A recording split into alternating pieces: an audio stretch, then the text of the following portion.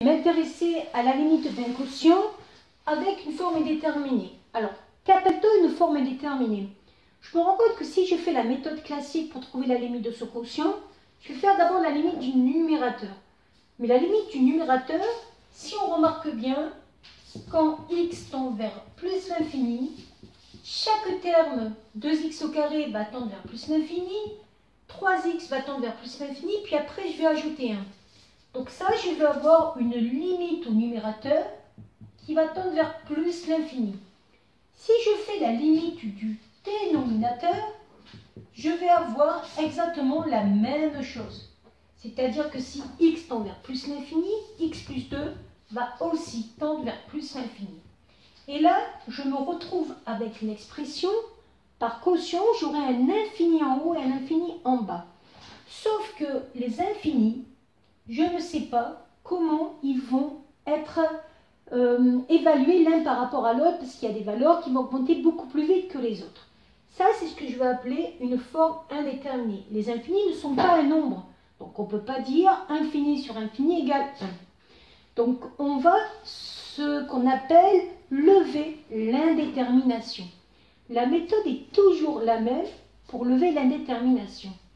L'expression qui est ici, on va la factoriser par le terme de plus haut degré, ce qui va nous permettre de simplifier. Au numérateur, le terme de plus haut degré, c'est x au carré.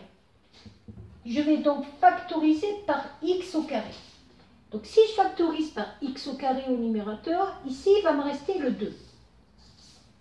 Plus 3x, je le réécris, et je le divise par x au carré. Pourquoi?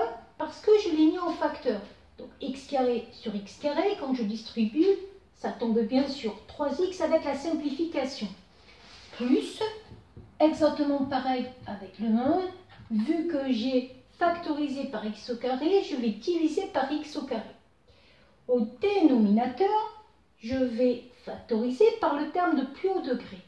Le terme de plus haut degré, au dénominateur, c'est x. Donc, je fais exactement le même procédé.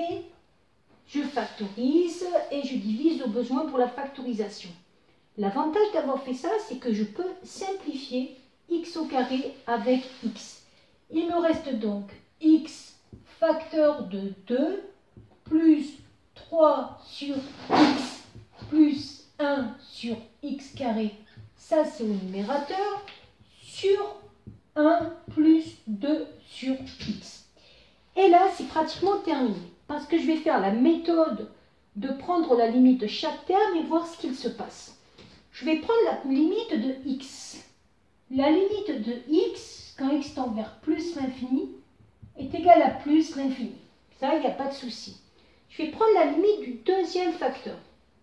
La limite de 2 plus 3 sur x plus 1 sur x carré, lorsque x tend vers plus l'infini, alors qu'est-ce qui se passe? 2 va rester 2. Donc ça, il n'y a pas de souci. Plus 3 divisé par un nombre très grand. Ça va se transformer en 0. Plus 1 divisé par un nombre très grand. Ça va se transformer en 0.